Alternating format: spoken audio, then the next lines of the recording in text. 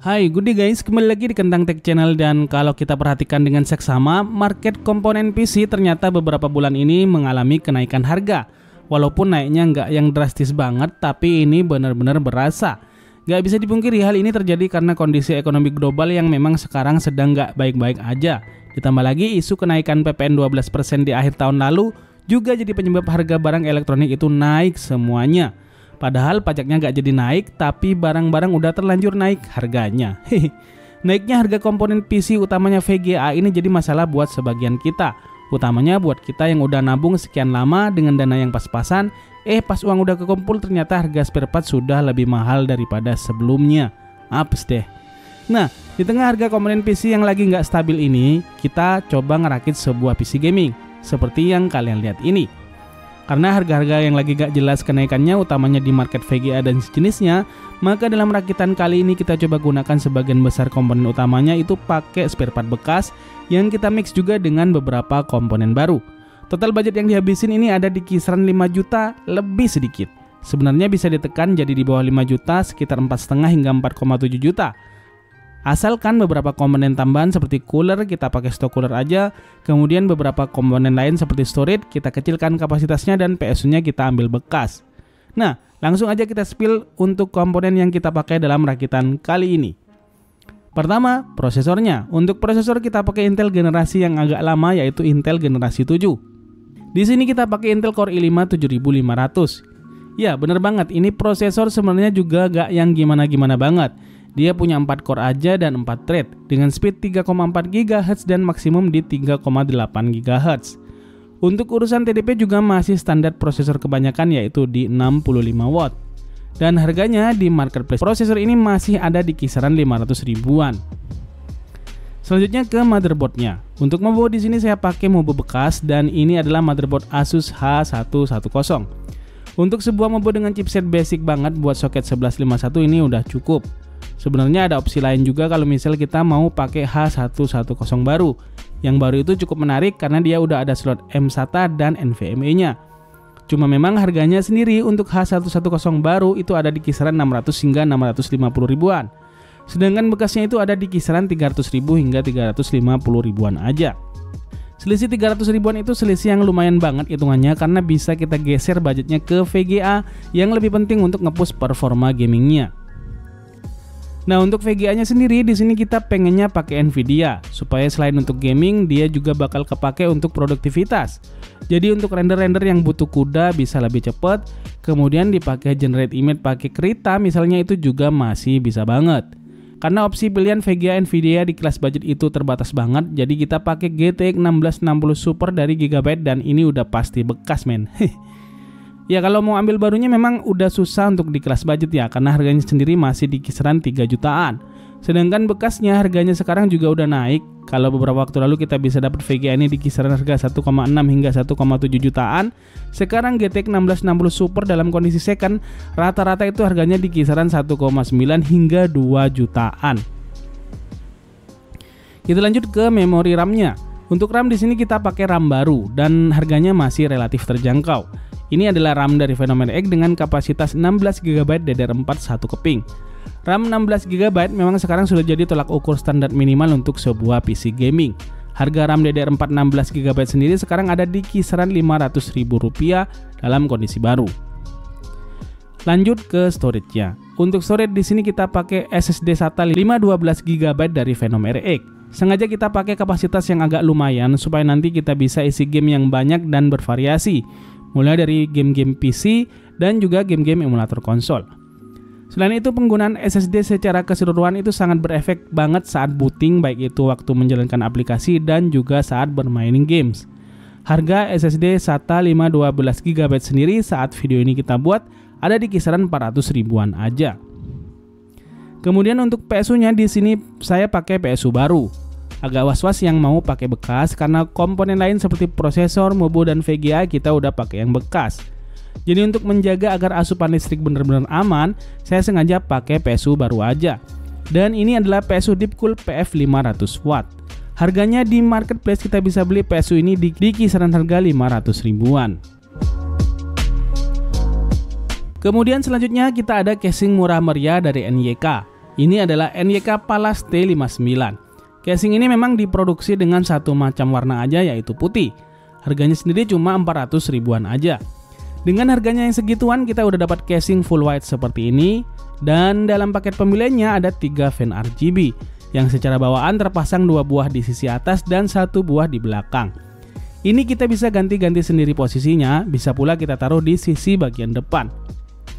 Desain casing ini secara keseluruhan kelihatan cakep. Sisi depan dibuat motif sedemikian rupa yang mana ini bisa nyala RGB-nya saat kita pakai. Kemudian di sisi bagian samping bawah dia dibuat mesh, jadi ada tambahan airflow dari sisi depan walaupun nggak terlalu banyak. Untuk dimensinya, casing ini punya ukuran standar, bukan yang terlalu gede banget dan bukan yang compact juga. Dia punya ukuran di 338 mm x 192 mm x 447 mm. Kemudian casing ini sendiri support motherboard maksimal hingga ATX. Jadi nggak perlu khawatir mobo yang kalian pakai nggak bisa masuk ke dalam casing ini. Kemudian di sisi samping dia udah pakai tempered glass. Tempered glassnya sendiri bukan yang tebal-tebal banget, tapi bisa dimaklumi mengingat harganya yang cuma 400 ribuan. Untuk tempered glassnya dia yang bening ya, bukan yang agak gelap gitu. Jadi sisi bagian dalam casing akan benar-benar terlihat dengan jelas banget. Selain itu, casing ini juga udah support untuk dipasangin IO liquid cooler dengan radiator 120 mm yang bisa ditaruh di atas atau bisa pula kita pasang di sisi bagian depan. Untuk tombol-tombolnya dia ada di sisi bagian atas. Di bagian ini selain tombol power ada pula tombol RGB, tombol restart, USB 3.0 1 buah, kemudian ada 2 buah slot USB 2.0 dan ada pula port audionya. Nah, sebenarnya secara standar penggunaan komponen yang saya sebutin tadi itu udah cukup ya. Cuma di sini melihat casingnya yang warna putih, jadi saya tambahin CPU cooler warna putih juga biar matching sama tampilan keseluruhannya nanti. Di sini saya punya CPU cooler murah meriah dari Segotep yang warna putih juga, yaitu Frozen Tower T6. Harganya sendiri ada di kisaran Rp275.000 hingga Rp300.000-an. So, inilah dia tampilan keseluruhan PC-nya setelah kita rakit.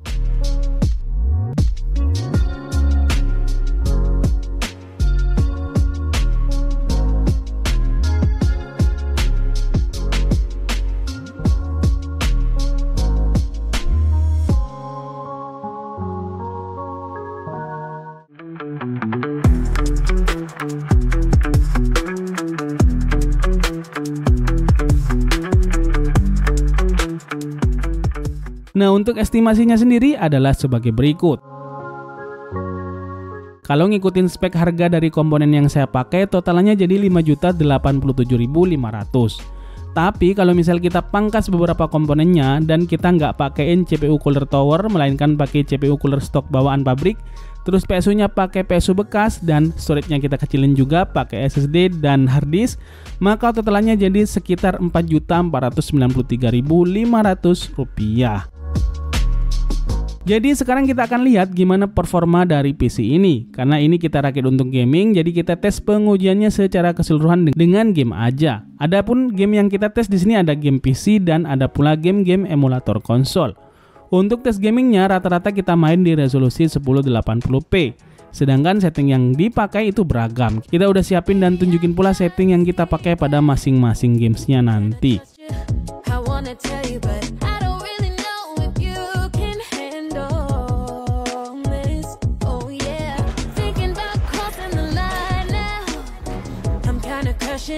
Look at me blushing, boy. How can I get to know you better? Oh yeah, try to hide this feeling, but I can't even play it off no more. Wait, I wanna get closer. Come on, let's get closer. Let me know. I'm not wasting my time. Oh, put my heart on the line. Tell me, baby, will you be mine? I need to know. Come on, let me know.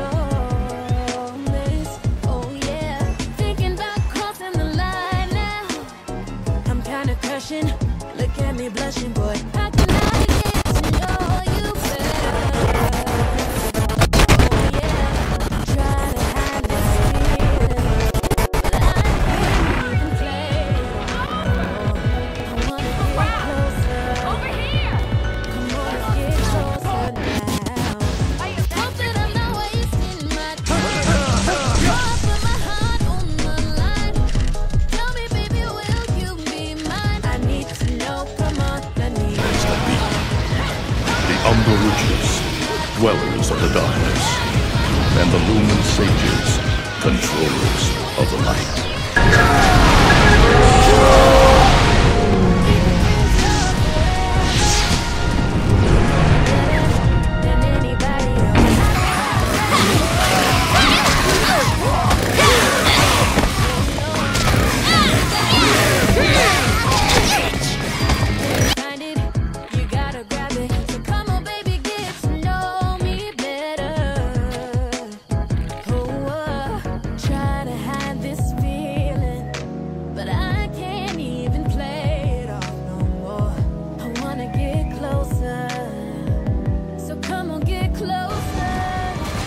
I just knew that someday a version of my father from some other world would appear.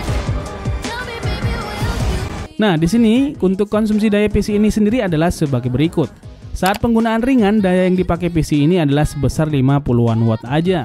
Sedangkan saat main game dengan kondisi CPU dan GPU full load, konsumsi dayanya adalah di kisaran 197 hingga 200 watt. Jadi penghitungan konsumsi daya listrik per bulannya adalah sebagai berikut. Jadi kalau misal PC ini kita pakai full main game 8 jam per hari, maka dalam 1 bulan perkiraan uang yang dihabiskan untuk beli token listriknya adalah sebesar Rp64.896. Nah, untuk performa secara keseluruhan saya jujur nggak punya ekspektasi besar kalau PC ini bisa jalanin game berat sekelas Senua's Saga Hellblade 2. Hehe. Walaupun kita pakai setting yang minimalis, tapi gamenya masih well playable dan gambarnya masih cukup enak dilihat. Kemudian untuk suhu juga masih aman banget. VGA-nya sendiri dalam kondisi full load masih adem di kisaran 60 hingga 65 derajat Celcius. Padahal ini VGA bekas. Kemudian untuk CPU-nya udah pasti adem banget karena kebantu sama CPU coolernya. Kita bisa lihat dalam kondisi full load 100% suhu prosesornya masih ketahan di 53 derajat Celcius. Kemudian untuk game emulator, di sini game emulator yang berat di PS3, beberapa game itu sekelas No More Heroes masih bisa jalan lancar. Tapi game yang berat banget kayak God of War 3 dan Infamous, PC ini masih belum sanggup menjalankan gamesnya dalam hitungan playable. Sedangkan untuk game-game emulator Switch, Xbox 360 dan sejenisnya sama sekali nggak ada masalah yang berarti karena PC ini masih sanggup jalankan semuanya dengan baik.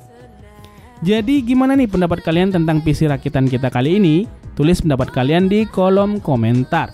Sekian video kita kali ini, semoga menambah hasanah wawasan kalian tentang spek rakitan PC.